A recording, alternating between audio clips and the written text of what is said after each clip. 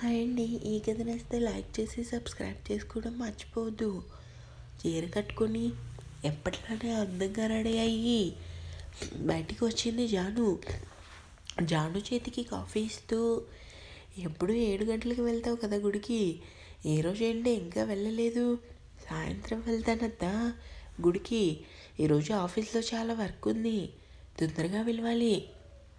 అత్త అత్త పిలుపు కాదు, అది అరుపులే. ఏంటి అరుస్తున్నావు? నువ్వు నిద్రలేసే టైం అయితే కాదుగా. అబ్బా అది కాదు, ఒకసారి పైకి రా అత్త. వస్తున్నాను జాను, నువ్వు జాగ్రత్త. సరే అత్త, బాయ్. అమ్మ తాతయ్య, నేను ఆఫీస్కి వెళ్తున్నాను. అమ్మమ్మ ఏది? నైట్ సీరియల్లో ఎమోషన్ సీన్ వచ్చిందే అని తెల్లవారులు ఏడుస్తూ కూర్చుంది. మీ తాతయ్య 2 తిట్లు తిట్టేసరికి అలిగి పడుకుంది.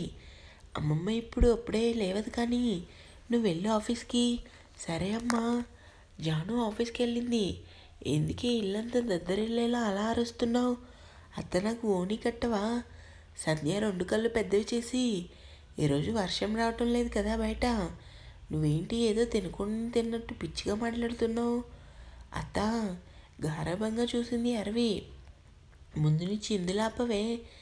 కనీసం గుడికే నువ్వు చీర కాదు కదా, చుడిదార్ వేసుకోవు. అలాంటిది నువ్వు ఓణి అంటే ఆశ్చర్యపడికి ఏం చేయను? అది కాదత్తా, ఈరోజు మా బాస్ పేరెంట్స్ వస్తున్నారు. వాళ్ళ కళ్ళకి మనం రౌడీలా కాకుండా కనీసం అమ్మాయిగా అయినా కనిపించాలని. అదా సంగతి. సరే అని బెడ్ మీద ఉన్న ఓణి తీసుకుని అరవి కట్టింది.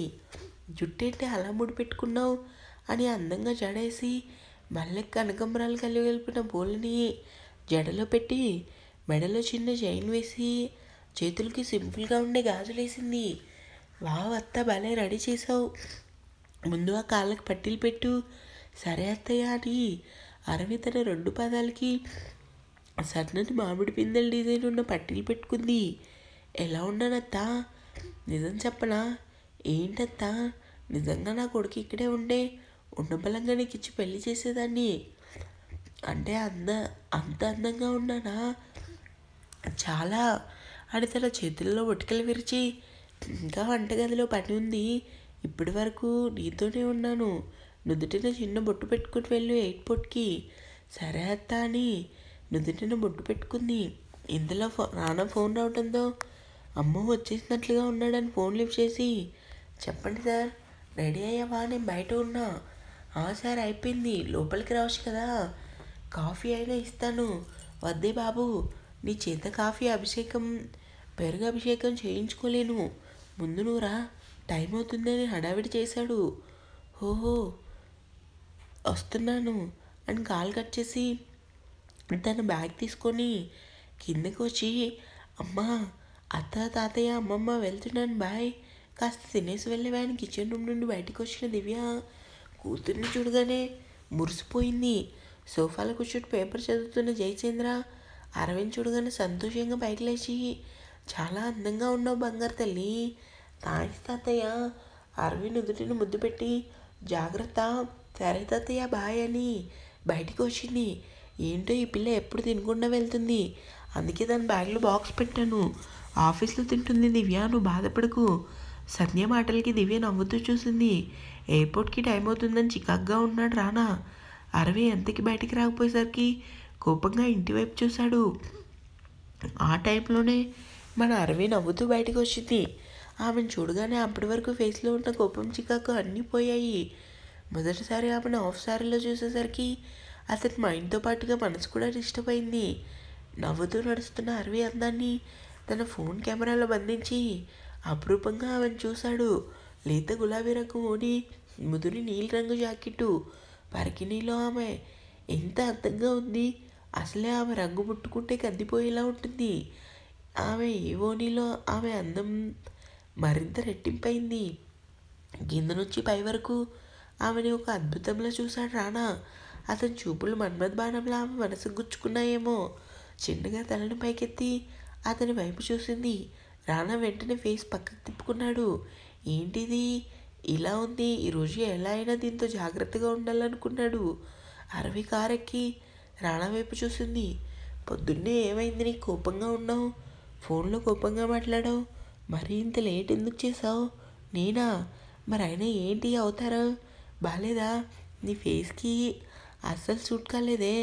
అయినా అమ్మాయిలు వేసుకుంటారు ఇలాంటి డ్రెస్సులు, నువ్వెందుకు వేసుకున్నావు? ఎప్పుడు జీన్నే కదా వేస్తావు. అంటే నేను హాఫ్ సారీలో బాగాలేదా? కోతిలా ఉన్నావు. నిన్ను అని కోపంగా రానా దగ్గరకు వచ్చి కొట్టడానికి చెయ్యెత్తింది. వెంటనే ఆమె చేతిని పట్టుకుని కావాలనే విండో డోర్స్ క్లోజ్ చేశాడు. అరవి కోపంగా ఎందుకు అవి క్లోజ్ చేసావు? గాలి వేయకపోతే నాకు చాలా చెమట పట్టేస్తుంది.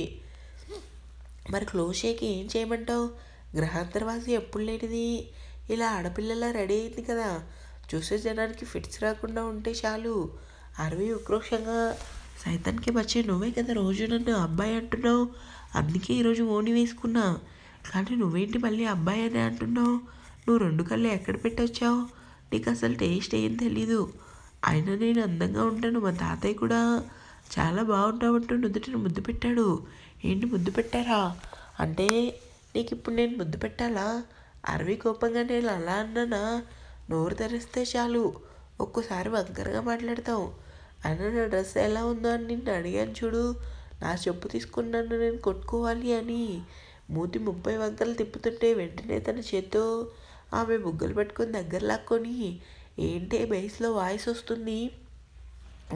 బేస్ వస్తుంది. రానా అంత దగ్గరగా ఉండేసరికి అరవి ఆశ్చర్యంగా చూసింది. ఎలా ఉన్నావో చెప్పాలా? ఇంకాస్త దగ్గరగా ఆమెను తీసుకొని తన 2 చేతులు ఆమె భుజంపై వేశాడు. అరవికి గుండె ఆగినంత పని అయింది. నుదుటిన పట్టిన స్వేదం ఆమె మెడవంపుల్లో జారుతుంది. చెప్పనా అంటూ ఆమె చెవి దగ్గర వేసి పెట్టి తన 2 చేతులతో వెనుక ముడి వేయకుండా వదిలేసిన జాకెట్ థ్రెడ్స్ ముడేస్తుంటే అతని చేతి వెళ్ళి వీపుకు తాకేసరికి అరవి గుండె వేగం మరింత పెరిగింది. ముడివేస్తూ, ముందు బట్టలు సరిగా వేసుకోవడం నేర్చుకోవే, అప్పుడు నువ్వు ఎలా ఉన్నావో నేను చెప్తాను అని ఆమె కళ్ళలో చూశాడు. మెల్లగా, అంటే నేను బాలేనా? రానా చిన్నగా నవ్వి ఆమె నుదుటిన పట్టిన స్వేదాన్ని చూపుడు వేలితో తుడుస్తూ, మంచి కోతిలా ఉన్నావు చాలా. అరవి కోపంగా రానాను వెనక్కి నెట్టి ముఖం ముడుచుకొని కూర్చుంది. రానా నవ్వుతూ డ్రైవింగ్ చేస్తూ, ప్రియా ఏంటి, ఎందుకే అంత కోపం? ఇప్పుడు నేనేమన్నానని పొగిడాను? ఆ కోతి నుంచి మంచి కోతి ప్రమోషన్ ఇచ్చావు అంతే కదా అని తన బ్యాగ్లో ఉన్న బాక్స్ ఓపెన్ చేసి ఇడ్లీ తినబోయి, ఓయ్ బ్రేక్ఫాస్ట్ చేసావా? లేదు అన్నట్టు తలూపాడు. దా తిను. బుర్ర ఎక్కడ పెట్టావు? ఎలా తింటాను? నేను డ్రైవింగ్ చేస్తున్నాను కదా, అందుకే నోరు తెరువు. రానా నవ్వి నోరు తెరిచి అంతలోనే ప్రియా వైపు చూశాడు. ఏమైందే? అది కాదే, అమ్మ నాన్న వస్తున్నారు కదా, పైగా మనం వెళ్ళేది ఎయిర్పోర్ట్కి. ఏమాత్రం నువ్వు ఇప్పుడు షర్ట్ మీద చట్నీతో ముగ్గులు వేసావంటే అందరు నన్ను చూసి ముసిముసిగా నవ్వుతారు. కుదురుగా తినిపిస్తావు కదా అనుమానంగా అడిగాడు. అరవి కోపంగా, మూసుకొని తిను. రానా సీరియస్గా చూసేసరికి, సారీ ఏదో ఫ్లోలో వచ్చింది, తిను, నీ షర్ట్ ఏం పాడు చేయను అని అతని నోట్లో ఇడ్లీ పెట్టింది. ఆమె పెడుతుంటే డ్రైవింగ్ చేస్తూ ఎంతో ప్రేమగా తింటున్నాడు రానా. అంతా నాకు పెట్టేకే, నువ్వు తిను అని ఒక చేత్తో వాటర్ బాటిల్ తీసి అరవి చేతికి ఇచ్చాడు. ల్యాప్టాప్లో సీరియస్గా వర్క్ చేస్తున్నాడు Abhi. Good morning sir. Good morning Ravi. Sir మీతో ఒక విషయం చెప్పాలి. ఏంటి రవి? రానా సార్ మిమ్మల్ని మీట్ అవ్వాలని అనుకుంటున్నారు. అతని ఫ్రెండ్ శక్తి ఫోన్ చేశారు. అభి ఆలోచిస్తూ, కానీ ఎందుకు? నాతో రానా ఎందుకు మీట్ అవ్వాలని అనుకుంటున్నాడు? పార్దు మళ్ళీ ఏమన్నా గడిబిడి చేశాడా? శక్తి సార్ లైన్లో ఉన్నారు, ఏమని చెప్పంటారు? సాయంత్రం 8 గంటలకి రెస్టారెంట్లో కలుద్దామని చెప్పు. Okay sir. రవి బయటికి వెళ్ళగానే జాను లోపలికి వచ్చింది. Good morning Mary John. ఏంటి భయం పోలేదా? ధైర్యం ఇవ్వనా? జాను కోపంగా చూసి, మీతో మాట్లాడాలి సార్. ముందు కూర్చో. అభి కళ్ళలోకి చూసి మీతో ముఖ్యమైన విషయం మాట్లాడాలి. అభి ఆమె చూపుల్లో భావం అర్థం చేసుకొని రవికి ఫోన్ చేసి అరగంట వరకు ఎవరిని లోపలికి రానివ్వద్దని డిస్టర్బ్ చేయొద్దని చెప్పి కాల్ కట్ చేశాడు. కూర్చో. పర్లేదు సార్. ముందు కూర్చో. జాను కోపంగా చూసింది. అభి నవ్వుతూ, ఏమైంది? ఏమైనా ప్రాబ్లమా? తన తమ్ముడు కోసం మాట్లాడాలంటే జాను కొంచెం మొహమాట పడుతూ, అది నేను. జాను, ఎందుకు నా దగ్గర భయపడుతున్నావు?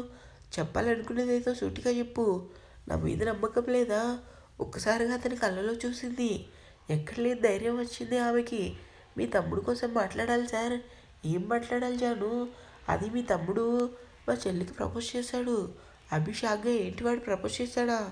అవును నైట్ చెల్లి ఈ విషయం కూడా చాలా టెన్షన్ పడింది. దానికి ఇలాంటి ప్రేమ దోమ అంటే ముందే నచ్చవు. పైగా పార్దు ప్రపోజ్ ఎందుకు చేశాడో తెలియదు కానీ నాకు మాత్రం భయంగా ఉంది. అభిసూటిగా జాను కళ్ళలోకి చూశాడు. జాను అలానే అతని కళ్ళలోకి చూస్తూ, నాకు తెలుసు అరవి కొంచెం గడుస్తనం ఎక్కువ.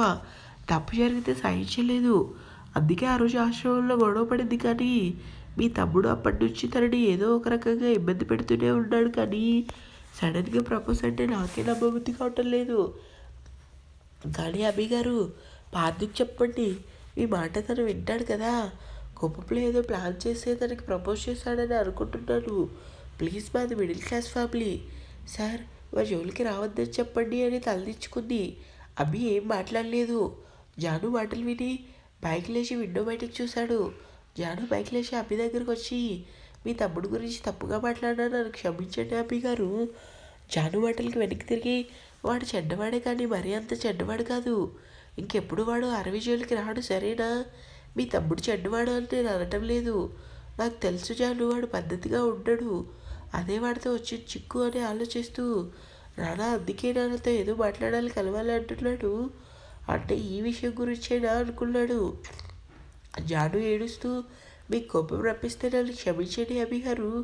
అభి వెనక్కి తిరిగి, ఓ ఎందుకు ఏడుస్తున్నావు? ఇప్పుడు నేను ఏమన్నానని? మరి పార్ది కోసం మాట్లాడినందుకు మీ ఫేస్ ఎందుకు కోపంగా ఉంది? మరి కోపం రాక ఏం చేయడు? వాడు సరిగా పెంచలేదు, అందుకే వాడు అలా తయారయ్యాడు. వాడి తరపున నేను సారీ చెప్తున్నాను. మా వాడు ఇంకా మీ చెల్లి జోలికి రాడు సరేనా? జాను ఏం మాట్లాడలేదు. అభి కోపంగా ఉన్నాడని అర్థమయ్యి సైలెంట్ తన క్యాబిన్కి వెళ్ళింది. అభి మాత్రం ఆలోచనలోనే ఉన్నాడు. వీడు ఎప్పటికి మారుతాడో ఏంటో. నిజంగా ఏదో ప్లాన్ వేసి అరవికి ప్రపోజ్ చేశాడు. ఇంటికి వెళ్ళగానే వాడితో మాట్లాడాలి అనుకున్నాడు. ఎయిర్పోర్ట్కి వచ్చిన అరవి, రానా ఇద్దరు కారు దిగారు. అప్పటికే శక్తి రానా కంటే ముందుగా ఎయిర్పోర్ట్కి వచ్చి అతని కోసమే ఎదురు చూస్తున్నాడు. ఏంట్రా ఎంత లేట్, ఎంతసేపటి నీ కోసం వెయిట్ చేయాలి అని అరవి వైపు చూసి, ఏంటి నువ్వు హాఫ్ సారీలో వెటకారంగా శక్తి అనేసరికి అరవి కోపంగా రానా వైపు శక్తి వైపు చూసి ముందుకు నడిచింది. దానికి ఎలకు ఇప్పటికే కోతన్నానని మంచి కోపంగా ఉంది. పద అమ్మలలో వచ్చే టైం అయిందని ఇద్దరు లోపలికి వెళ్ళారు. అప్పటికే సుశాంతి శేఖర్ రానా కోసం ఎదురు చూస్తున్నారు. అమ్మనాన్నని చూడగానే ఎక్కడ లేని సంతోషం వచ్చేసింది రానాకి. నవ్వుతూ ఇద్దరిని హక్ చేసుకొని, ఎలా ఉన్నారు? మా నాన్న ఎలా ఉంది మీ ఆరోగ్యం? కొడుకు నుదుటిన ముద్దు పెట్టి, బాగున్నావురా, ఎలా ఉన్నావు శక్తి? బాగున్నారా ఆంటీ అంకుల్, పదండి కారులో కూర్చొని మాట్లాడుకుందాం. రానా అరవై వైపు చూసి కళ్ళతోనే సైగ చేశాడు. నమస్తే ఆంటీ, నమస్తే అంకుల్ ఎంతో ప్రేమగా పలకరించింది.